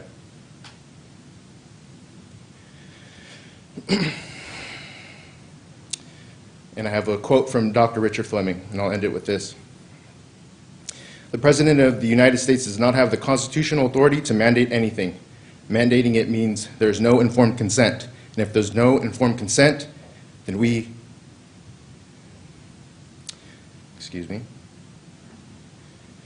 and if there's no informed consent, then we are violating the International Covenant of Civil and Political Rights. We are violating Nuremberg. We are violating the Helsinki Doctrine. We're violating the AMA Code of Ethics. We are violating all these rules and regulations that are set up.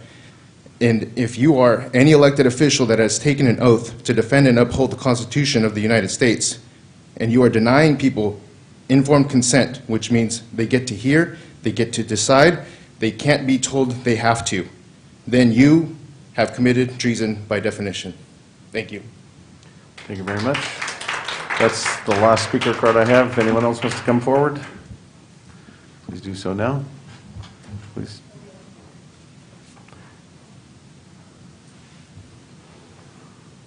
Good morning. Morning. Thank you for letting me speak this morning. I did not expect to be here, but here I am. My name is Yemen Zokari. I'm a respiratory care practitioner, not in this county, but in a nearby county. And I have a lot of concerns, actually, regarding the vaccine in general, but also that we have to make it a mandate. My question is why? Why does anyone think we should mandate it? Why does anyone think or believe that we should have our kids take it? Why should we use our kids as guinea pigs to experiment to see what the outcomes are? How many of you here have children of your own, grandchildren? Are you willing to risk their lives not knowing what the outcomes are? We know a lot of the outcomes. There's a lot of us in healthcare that do see it every single day. Some are afraid to speak. Some are humiliated. Some just want to make their money and go home because that's all they have. I'll tell you, when I read the governor's mandates, I was on a medical leave from work, and the first thing I did was I sent an email to my manager, and I said, you know, I'm a single parent. I have no other income except what I bring in from my own kids. I told him that I'm ready to get fired, regardless of what I'm going to do or how I'm going to struggle in life with my children. Because I've seen firsthand the effects of these vaccines. And some people are still in denial. I work with doctors that have no suspicion whatsoever that any of the injuries coming into our hospital are caused by these vaccines. But I have seen 15-year-old boys come in with blood clots in their lungs. These are severe. They're not just minor injuries that'll go away over a week's time. These are severe and life-threatening injuries. I've seen people come in with tremors, and they don't go away. Seizures, blood clots in the brain. They're having strokes. They're having heart attacks. They're having myocardial infarctions, and some of them don't revive from that. I've had a 20-year-old female that came in after she got her vaccine for college because her college required it. Half of her body was paralyzed, and the college is emailing her as she's admitted into our hospital, trying to get her to go to school, otherwise her seat will be taken. This girl bursts into tears because in the first place she wouldn't even be there if it wasn't for the college requiring this vaccine. And for us to be okay with that, 5 to 11-year-olds, who wants to see their 5-year-old paralyzed in a wheelchair? Or worse, dead? Nobody ever wants to witness that, and I don't wish that upon anyone. There are thousands of studies out there that nobody's speaking of, and I don't know why. But I have proof, and I have studies, and I've saved many in my own phone, and I can present those to you if you would like. Thank you for letting me speak today. I hope you take that into consideration. Thank you very much. Anyone else? Anyone else that wants to speak, if you want to line up? Great. Hello, I'm Rebecca, a nurse. I worked last night, so kind of jotted stuff down in the car after I got off this morning, and here we go. I apologize in advance. As I spoke last week, I find it disturbing that anybody, non-medical staff, would be giving any type of medical advice, encouraging people, saying things like, the vaccine is ideal, the vaccine is the first option. It really is not. And I'm wondering, when those words are spoken to somebody who I would consider a patient, when those words are spoken to somebody, is informed consent being ignored? A healthcare provider's duty is legally and moral responsibility to provide the safety and well-being of others, which includes taking all reasonable steps to cause unforeseeable harm and to protect the patient and to inform the patient of all risks involved.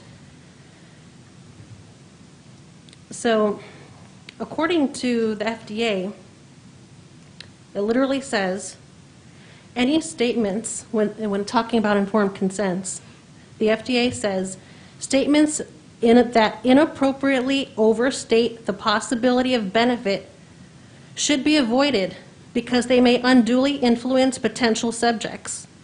Careful wording is needed in order to avoid overstating potential benefits that may contribute to a subject's therapeutic misconception.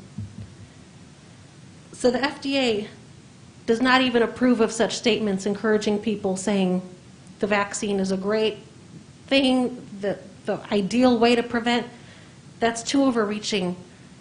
That's too positive. That's too encouraging when something is still in the experimental phase. As we know, this is still the experimental phase. Dr. Ben Carson, I heard this just this morning, but I guess this was over the weekend. He said, long-term implications of the pediatric COVID vaccines are currently unknown, and that should spark red flags for parents. He said, I quote, "We don't know what the long-term impact of these vaccines is, so this is really sort of a giant experiment." When asked if the COVID vaccine should be given to children, he said, absolutely not.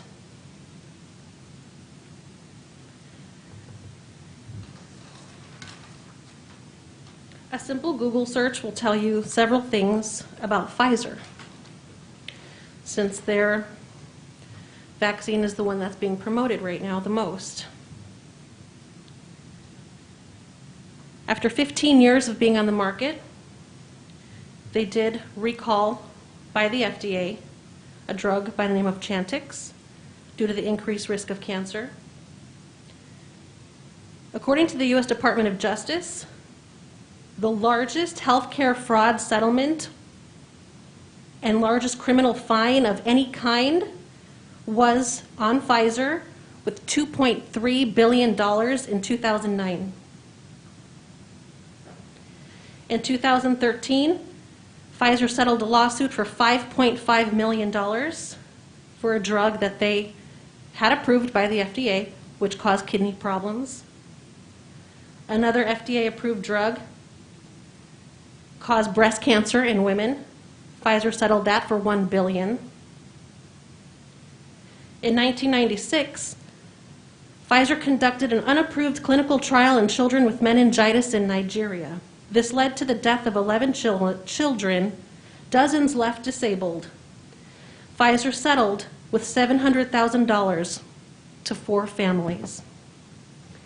They also had to set up a $35 million fund for those affected, and they agreed to sponsor health projects in Nigeria.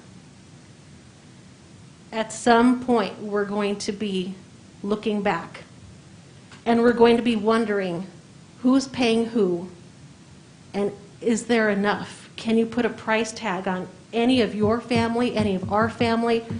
I see patients, just as that respiratory therapist said, these patients do have side effects, and there are a lot of doctors overlooking it.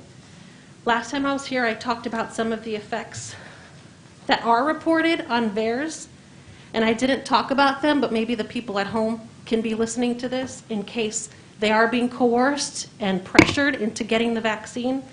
According to VAERS, the vaccination has caused 17,619 deaths. Myocarditis, 10,956. Permanently disabled, 27,277. And 32,000 severe allergic reactions.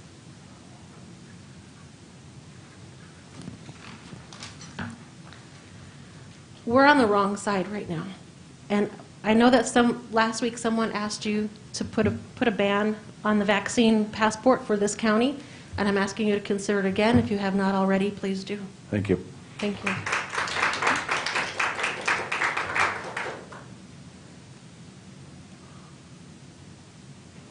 Hey, good morning.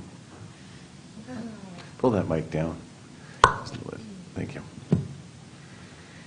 Okay, I just have a little, I don't know, I guess it's a question that's come to my mind. Let's see. Okay. And I wanted to share it with you. So how has it been possible to convince a majority of the safety of an experimental vaccine whose long-term effects cannot be, by definition, be known? To answer this question, one has to go back to the way in which the pandemic has been presented to the public. From the beginning, the pandemic has been called a war, demonizing of enemies, and constant stoking of fear and censorship of untoward opinions. It's this last feature that has been the most shocking from my viewpoint. And during the last 18 months, there has been lively scientific disagreement over the character of the new disease, the danger it poses, and the best policy to contain this danger. But barely a breath of these debates has reached the mainstream media. And so, I don't know, I just want you to consider that, and please consider our concern for vaccine mandates in our county. Thank you. Thank you very much.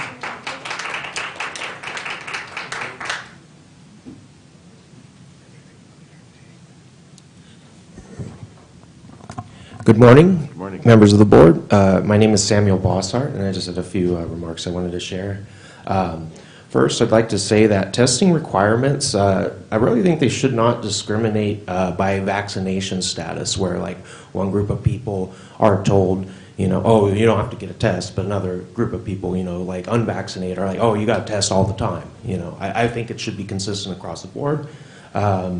You know, now I realize this isn't entirely up to the county, but I mean, it just seems logical to me that it can bias case rates for, you know, positive rates. Another thing I wanted to share, and I had sent this out by an email like 2-3 weeks ago. There's a website, you know, with a lot of, you know, it's meta-analysis of studies The website is ivmmeta.com, as in ivermectin meta study. So it's ivmmeta.com. It provides meta-analysis that proves effectiveness of ivermectin. Dozens of peer-reviewed studies, including tens of thousands of participants, show significant improvements. Now, I like that our county is working on expanding use of monoclonal antibodies, and more work needs to be done on that, and that's great news. But I think it's good news that these treatments are not mutually exclusive.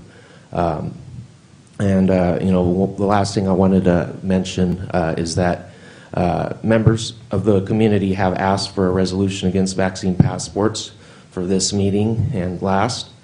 San Joaquin passed a resolution on October 12th, I think it was, and I sent an email to this board, the Stanislaus Board of Supervisors, a few days later, requesting an item be added to the agenda for the next meeting's agenda. So it's now 2 meetings later.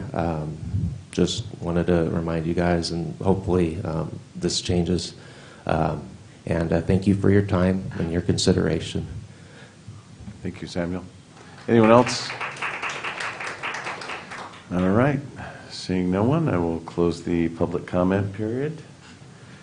And we will move on to item 6, the consent calendar. I was going to comment on B3 and B4. Anyone else want to comment on any of the items? B4 as well. B4 as well. Letting everyone look. Okay. So let's just, rather than pull it, we'll just comment, and I'll let you go first if you'd like. Supervisor Condit? Sure. Thank you, Mr. Chair. I was just curious of kind of the origins of this resolution and kind of how it was brought to our board. Yes. So this was actually in conjunction with the County of Merced, and Adam, Supervisor, Assembly Member Adam Gray, when we were having discussions about, it's kind of the editorial of the op-ed that the Modesto Bee wrote, we were talking about the original lines that were drawn were north-south lines and encompassed San Joaquin County, Stanislaus, Merced, or Stanislaus down to Fresno, and we want a more concentric. We used to, in my conversations, we used to have 5 representatives representing Stanislaus County. Not one of the 5 representatives live in Stanislaus County right now, currently. Not a one. And before, we had all 5 living in Stanislaus County. And I think my quote was, it was too good to be true before because it encompassed other counties. And now we're looking for something more concentric. Water, I believe, is the #1 issue. This allows the San Joaquin Tributary Authorities, which is made up of South San Joaquin Irrigation District, Oakdale Irrigation District, Modesto Irrigation District, Turlock Irrigation District, and Merced. That makes up the San Joaquin Tributary. Excuse me. San Joaquin Tributary Authorities, we're looking for concentric because water rights are pre-1914, and it puts us in conflict with people who are not in the same situation. So that's how this conversation came about. I talked with the chairman of the board down in Merced County, Darren McDaniel, and they're running the same thing today through their board. Whether it passes or not remains to be seen. But that's how it came about. Well, I appreciate the background, Mr. Chairman. I just have a couple concerns about this, being that the voters spoke loud and clear that they did not want elected officials, politicians involved in this process. I think we should respect the voters' decision. I think with us kind of getting involved in this, it does kind of pull into question the integrity of the voters' decision not to have elected officials involved in this.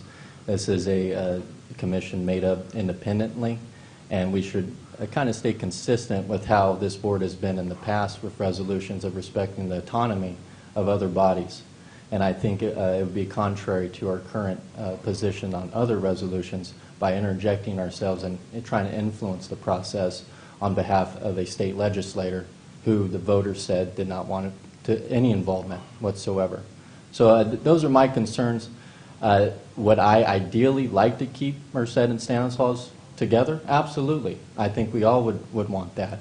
But again, this is just out of principle. We should respect the will of the voters who decided not to have elected officials and politicians involved, i.e. the legislator. And we should stay consistent with how we've been in the past in handling resolutions and respecting the autonomies of commissions and other boards alike. And I think we'd be contradicting ourselves if we were to make a decision in supporting this today. So, and I'm very supportive of this, just so everyone out in the listening audience understands. The reason is they draw different maps, they circulate it out to the public, and they expect comments. And so the irrigation districts are probably going to comment on it, elected officials. There's probably going to be a whole host of people. San Joaquin already held a meeting, commented on it, San Joaquin County. So I don't see this as any different. We're providing comments. If we're trying to influence, we'd be up in Sacramento trying to do it. I think this is talking about why something is unique, because to this point, none of us, at least not that I know of, have been telling them why Merced and Stanislaus would be a more unique subset than San Joaquin County and Stanislaus. But again, yeah, I just don't see the differentiation of us doing this and telling this nonpartisan commission as telling a school board how to conduct business, in my opinion. And we wouldn't, just as we've said in the past, and our CEO has said in the past, to stay in our lane. I think we would have problems if somebody else told us how to conduct business with a similar resolution that was brought in front of their elected body. So that's just my position. That's just where I'm at. I would think that we should probably stay consistent and stay in our lane and respect the autonomy of the commission, that the voters decided back in 2008 that they did not want elected officials whatsoever involved. Okay. So we're going to take that for a separate vote unless there's any other comments.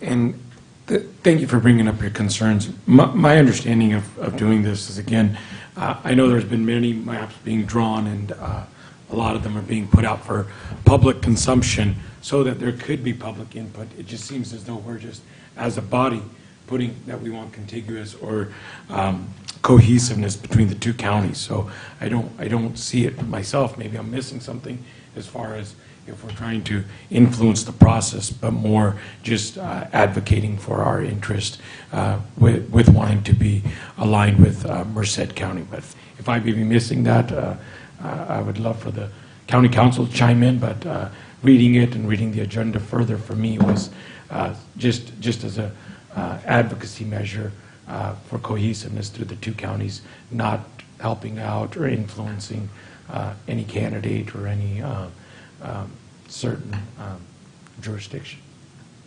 And I certainly wouldn't want to stop any sort of personal advocacy towards that. Again, I would personally support Stanislaus and Merced being aligned and united. I just think to do a formal resolution by this body, by this elected body, sends a contrary message to the voters. And the voters said they didn't want politicians involved. Whether you identify as a politician or not, you were elected, you're a politician. And the voters said loud and clear in 2008 they did not want politicians to weigh in on this process. A formal resolution is us weighing in. And so if you want to personally advocate for it, I agree with the B. I thought they did a great job with their editorial. That's fine. You have that prerogative. But I just don't think we should stick our nose where it doesn't belong. Thank you. Okay. So and then I'll comment on B4, and then we'll take the vote separately, just so everyone knows. On B4, it is the, did I do that one right? B3. B3, I'm sorry. I took B4 first. It's the approval of a lease to the Stanislaus Regional Housing Authority for the use of the Empire Migrant Center Winter Shelter. And we've done this. This is the 4th year in a row we've done this. The Empire Migrant Center is located just on the south side of Empire off of Santa Fe Avenue. It's a housing complex of over 100 units that migrant workers would stay in who were working their way through the state. It was open, I believe the date is March, maybe it's April, through around the 1st of November. And then it was underutilized, or unutilized really. And 3 years ago, there was a thought that we could use it for families as temporary shelter for the winter months. I think there's 23 units that have heaters in them out of all the more than 100. And we've had great success there because you have to be in the CSA system, you have to be in case management in order to get in there for a family. We had a presentation about a year ago, and 87% of the families, when they left the Empire Migrant Center in March, found permanent housing. It's a really successful, it's a great utilization, both for as a migrant center and also as a family shelter in the winter. I know I've said to staff, and I'm going to reiterate to staff, this was state funding that built this years ago, and we need to continue to try and find, as our housing crisis continues to be an issue, especially for the underserved in our community, we need to see if we can partner with the state and build something on the west side district, maybe on the south side around the county, and then we have this dual utilization. We also, Supervisor Condit, as I had talked to him about this, just to make sure he was okay with it, he said, why don't we have heaters in all the units? And I said, there's something else we need to research. So I want to acknowledge that. I think there's real potential, because then we could expand from 20 some families up to maybe as many as 100. So, and we do have CARES Act funding and other opportunities there. Did you? I was just going to recommend that since we're only using 23, that we take a look to see what the cost is going to be to put heaters in the rest of the units so that we can utilize all of them. And I'd like to see if we can get direct staff to look in that and bring back a cost. Supervisor Condit, we'd be happy to look into that and evaluate that request and bring something back if it feels that it's something that can be done in short order. Thank you. Thank you. Yeah, there were they did some tracking beyond. I was just looking, Tina Roach had helped me with a couple of statistics, but 51% of the families increased their income coming out of there. There's job training, again, they get people the head start that they need. They give them rides to doctor's appointments, whatever they need to get them ahead so they have a down payment on their own place. So that was just a comment. So what I'm going to do is take the consent calendar minus B4, and so I'll entertain a motion. Motion to approve consent calendar omitting B4. Okay. Second. And a second. All those in favor say aye. Aye. Opposed? And I forgot to ask for public comment. I'm sorry, I apologize. Does anyone want to comment on any of those items that aren't B4? I'm sorry. I'm still learning this job. All right, so on to B4. Before I take a motion, does anyone want to comment on B4, which is the redistricting? Okay. Seeing none. No, there's... Okay, Steve. And if you wanted to talk on one of the other items, you can. I again apologize.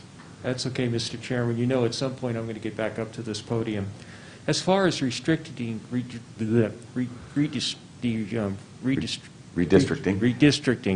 It's catching. Yeah.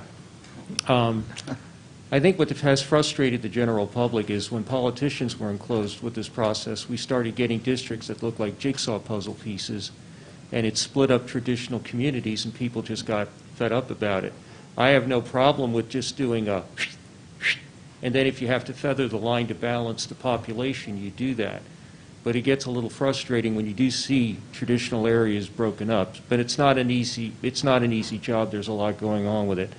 So as far as whether or not the county should be involved in this, I think we should have some type of a discussion with our fellow counties, because the legislative districts and senatorial districts are going to cross county lines at some point, and we do need to be on the same wavelength, and just encourage the people who are on the volunteer to serve on the communities to give them as much support as we can and get everything done, taken care of, so it's fair to everybody. And that's all I have to offer. And thank you for attending the Turlock redistricting meeting, too. I think there were only a couple of members of the public, and you were one of them. Mm-hmm. So appreciate it, your involvement. Okay. Okay, so back to the board for item B4. I'll make a motion to approve. Have a motion? I'll second. And a second. All those in favor say aye. Aye. Opposed? Nay. Motion carries 4-1. Thank you very much. We do not have any public hearings. We do not have any discussion items. I'm going to move on to correspondence.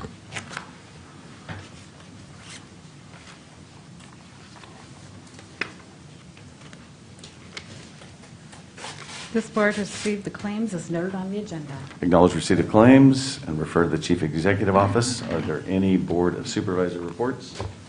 I do.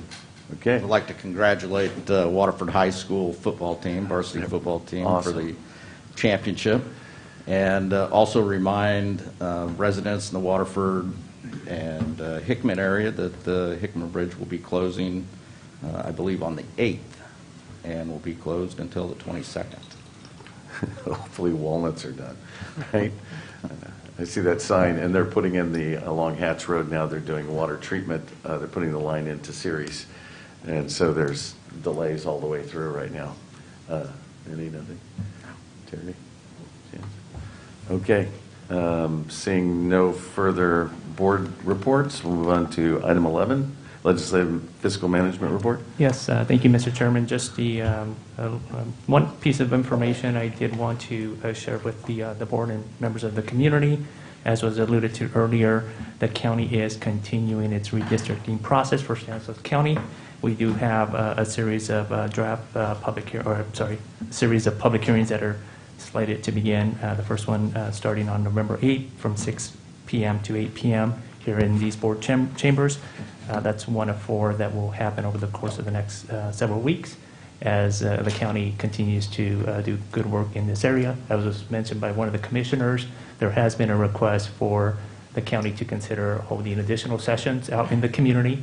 Your staff is looking into that request, and we'll bring back a recommendation on that request. But did want to just highlight November 8th, 6 p.m. to 8 p.m. in these same board chambers here at 1010 10th Street. It's the first of 4 public hearings on this matter. Thank you, Mr. Chair. Thank you very much. And we know this process has been abbreviated because the numbers just came out, and this is a post-COVID world, which hurt the census and the ability to collect information. And I know it's a very tight timeline. And if we can fit something in, I'm okay with it, as long as we can fit it in and still get maps when we're supposed to, legally supposed to. All right, we do have closed session. Yes, we have closed session this morning. We have 2 items.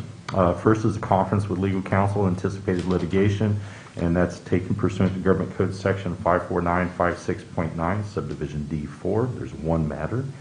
We have a conference with legal counsel, significant exposure to litigation, pursuant to Government Code Section 54956.9, and that's Subdivision D2 or D3, and we have 1 case there. Okay, it'd be appropriate to ask for any public comment on the closed session.